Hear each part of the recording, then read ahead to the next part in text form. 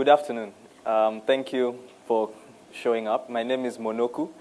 I'm from Nairobi, Kenya. I'm a filmmaker, an artist, visual artist, and also a writer. Before I delve into the slides, I just want to give a background on what I wanted to share with you this afternoon. Not so complex. I just wanted to talk about art and how it's taken shape in Kenya, in Nairobi. And we've not had the privilege of some, like other countries do, where art has been received positively. And not just as a form of activism, but as art itself. We have a very, I don't know if it's colonial hangover, but most of the courses that get praised for are not the arts, and more of the academic courses and other professional courses like medicine, architecture. So if you are in my country, if you are in my generation, the 80s born generation and before, growing up, and if you were to tell your parents, I want to be an artist, they would look at you and wonder, are you serious? That's a hobby. That's not something you do. So we're glad that that has changed over the decades, and right now art is being slowly accepted as a profession in itself, but more importantly as a tool that can be transformative. And that's why I'm here today to talk about, actually the title of my talk was actually Art is a Blast. And literally it is a blast because it blows you off your feet. I mean, it's so amazing when you get involved in art. It's also a blast because you enjoy doing it. So it's a blast from within, and it's a blast from without because of the effects it has. And one of the landmark moments in my life was in class 2. When I was 8 years old, I was caught drawing in my math book, and the teacher was really upset. Oh, it was a big deal, everything. And she actually punished me, but I didn't understand that at that age. Why am I being punished? I'm just drawing, I love it. But later I'm like, oh yeah, it's math, you're not meant to draw in your math book. But all these things, I go back home, my parents correct me and everything, but later on, I come to understand that this is what I really am good at, this is what I really love doing, and much later I got involved in that. And just not as a form of self-expression only, but I realized that it's much more powerful than that art is transformative. You can use it to tell stories. You can use it to mirror social issues. And fast forward to now, or fast forward to this time where I find myself working with a group of artists, Mau Collective. We are using this art in a transformative way. And how we do this is by creating a network. And how do we do this? We are starting with, as they say, charity begins at home. So we want to bring African artists together, or rather, even before we go to Africa, we want to bring Kenyan artists together, and then East African artists, and hopefully we can have these regional blocks. And the rationale behind this, even way before I thought of Mau, is if there could be economic blocks, like we have economic blocks in Africa, we have ECOWAS, we have COMESA, and so on, Africa Union. Why can't we have creative blocks? And the principle is the same. United, you tend to have more power than working as individuals. And that's another problem we have in our country. Most artists and activists tend to be lone rangers. They tend to work in isolation. I don't know why, but that's the case. And that's something we're trying to break that habit. And we're trying to say, no, if you work alone, you might not have access to certain resources. If we worked alone at Mau, we would have not done anything, actually. Because I can't do some things. I'm not good at some things. Some of my colleagues are not good in others, but together we share our skills and we're able to create a product. And that's a very big part of why we do what we do. And that's why we want to create a network from inside, moving out. And that's why I like forums like these, because being able to connect with other people doing the same thing, like in Brazil Fora and also the Index, they actually do the same thing. The contexts may be different, but if you look at the gist of it, it's actually the same thing.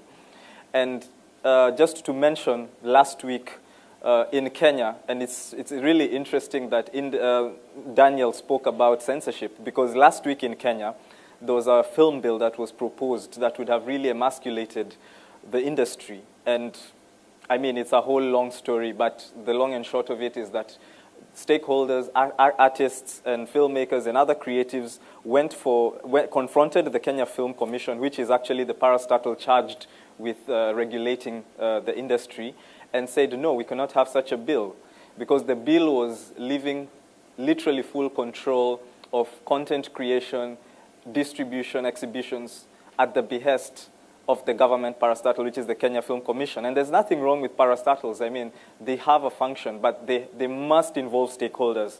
And it was a very humbling experience to see all these creatives come up and say no. And as it were, it was actually no. And if you even check on Twitter, it was stop the film bill hashtag everywhere in Kenya, and it actually stopped, at least for now. And those are some of the ways which I feel, again, back to what I was saying earlier, solidarity works better than individualism, or rather, if people being in their own silos, doing their own thing, not aware of the other. Because here we had filmmakers, we had visual artists, graffiti artists, people who don't ordinarily work in the same space, feeling so touched by this thing and coming out and saying no.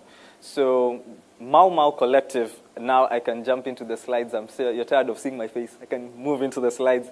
Is I don't know if this is working. Oh, yeah, there. Basically, what you see here is just like a collage of what we do. We focus on three main areas. That's film, performing arts, and visual arts. Visual arts to include traditional art like fine art, graffiti as well. Performing arts to include spoken word, music, and other alternative forms, and film. But film also to include non-fiction work and documentary making. And our goal, or rather our vision, is to, as it were, to create a network of these individuals, of these creatives in these three areas of focus. And we are very Pan-African in our outlook. Not to say, I know using the word Pan-African may sound a bit misleading at times because it has some other connotations, but Pan-African just in as much as we are bringing African creatives together, that's all. And the idea is to do what we are doing inside writ large. So whatever we can do as Africans eventually, we can do globally. So it's a domino effect starting from inside Kenya, East Africa, Africa, globally. And we focus on creative education. We appreciate the role of learning the craft. Many people in Kenya do not learn the craft. They make a few films, they produce a few songs, they get attention, they become a bit of a celebrity here and there, and they stop learning the craft. But it's very important to keep honing your skills. This morning, I had a conversation with a young actress who did one of my short films, of which I'll show at the end of my presentation, the trailer that is. And she was telling me she's back, actually, funny enough, here in London, studying acting. She's doing a master's in acting. And I was really humbled by that because she acknowledges that she's not yet reached the level of proficiency where she can say, I've had it, I'm the best. And that eagerness to keep learning is one of the core values we have. Art for social change, Pan-Africanism. Pan-Afri-art is just a word we coined, a word play on art and Pan-Africanism. And independence. Independence to mean not just like in the political sense, but even psychological independence. As an artist, if you know that your art can stand for itself, can speak for itself, you can make money from your art. It's your bread and butter. You don't have, it's not like your side gig or your side hustle, which is the case right now, but we hope to change that. We hope to change the narrative such that your art can make money for you. And again, what I said earlier, you have to learn the craft. If you are content with what level of proficiency you've reached at, you're not open to learning. I don't mean to be very philosophical, but if your cup is full, you cannot add anything to it. And that's the same philosophy behind creative education. You just have to keep learning. The first project we did, by the way, we are less than a year old. We are infants. the idea has been there for a while. I've been working in the space for a while, but Mau Mau itself is actually going to be a year old next month in November. A first project we did was in an area in Nairobi called Korogocho. With a couple of friends, graffiti artists, and local residents, we decided to do an installation opposite a police station. And it was very figurative. You'll probably see this later as we engage. It was talking about how art can liberate you. And it was a semi-abstract piece. And that was the first activity we did as Mau Mau. And at first, it was a bit tense, doing a graffiti piece in broad daylight, opposite a police station. But what allowed us to do this is the fact that the community was involved. And no policeman will stand against a community. Trust me. So that was the first time we actually did something as a collective, or rather branded as Mau Mau. But even before I continue, I forgot to tell you why we are called Mau Mau. I don't know if some of you know Kenya's history. Maybe you don't, but Kenya was colonized by Britain. Funny enough. But the thing is, the thing is this: one of the groups that fought for independence was called Mau Mau, and among other groups. So I chose the name Mau Mau just as they were revolutionary then, we are revolutionary now. They used guns, they were fighting guerrilla style in the bush. We use paintbrushes, we use guitars, we use our spoken word, we use our graffiti. And we are fighting a different war right now. And the war is more of an ideological one. And that's why we are called Mau Mau. Again, this was the second time we did something in Jericho. I mean, I can go on forever, but I have only 10 minutes, which I think is almost up. But one powerful story that came from this was we did a series of murals everywhere. And this particular mural, as you can see, these are houses. And it's a whole neighborhood. This is another house. There are many houses. There are no fences.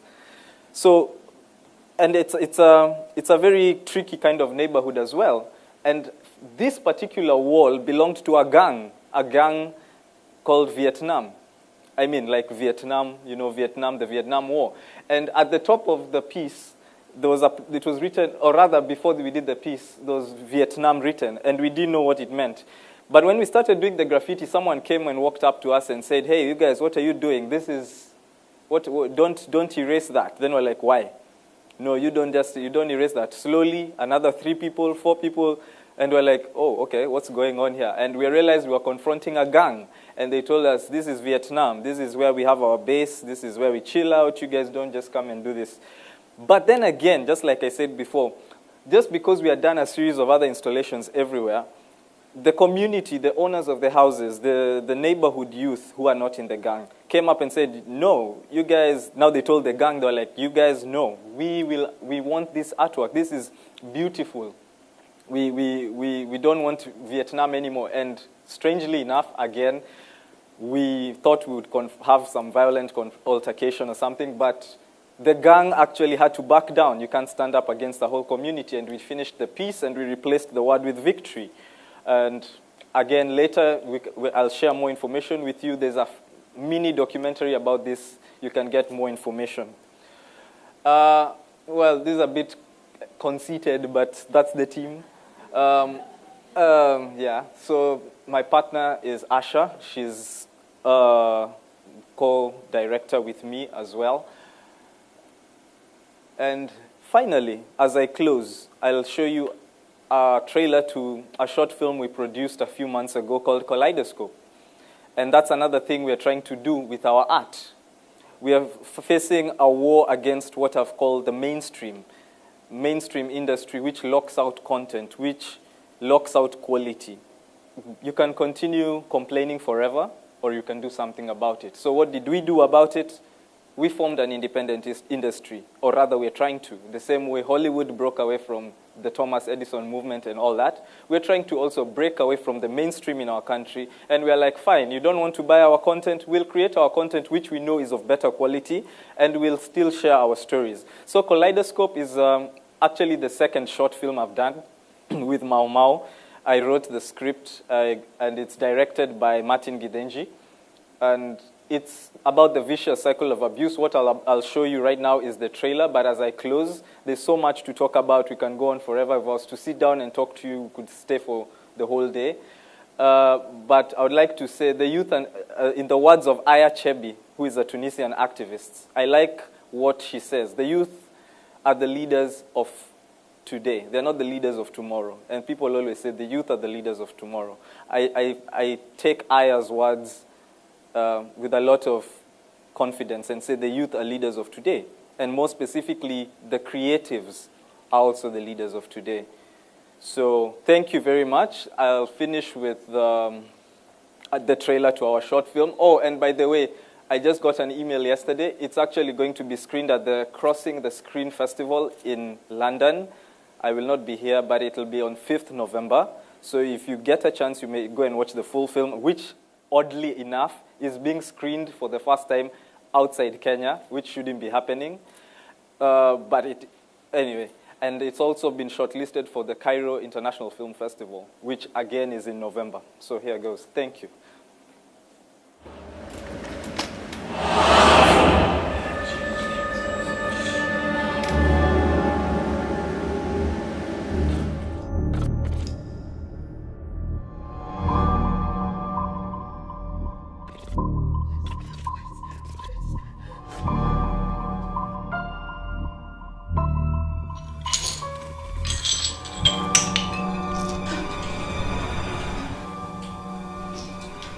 You don't plan, do you? How many more mistakes will I tolerate?